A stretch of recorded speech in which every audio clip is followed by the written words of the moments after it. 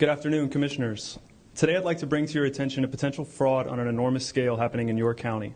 There's now clear evidence of NASA using numerous methods to grossly mislead the public about astronauts being on the International Space Station.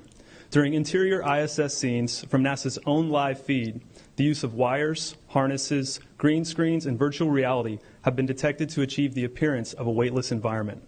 Examples of this include astronauts fading in and out of the screen, green screen glitches, grabbing objects that aren't really there, pulling on invisible wires, getting tangled in their harnesses, and even astronauts appearing out of thin air. This begs the obvious question. If they're really up there, why are they using Hollywood techniques to fake the footage?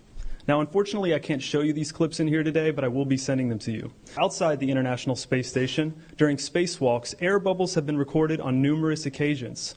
How is it possible for air bubbles to be present in the vacuum of space?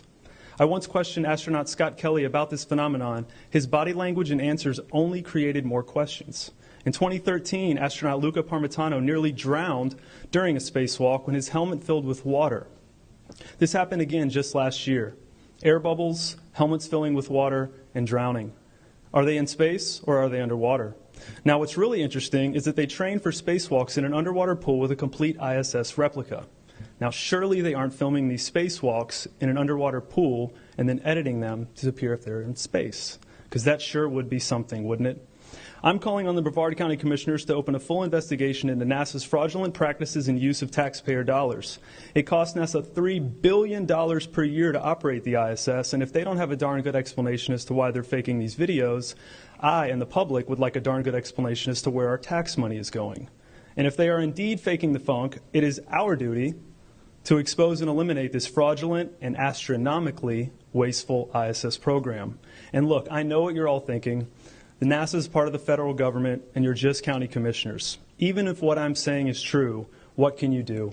But let me remind you, not only is this happening in your county, as public officials, you have the platform and the ability to make a statement or hold a press conference, alerting the public, state, and federal authorities to investigate further.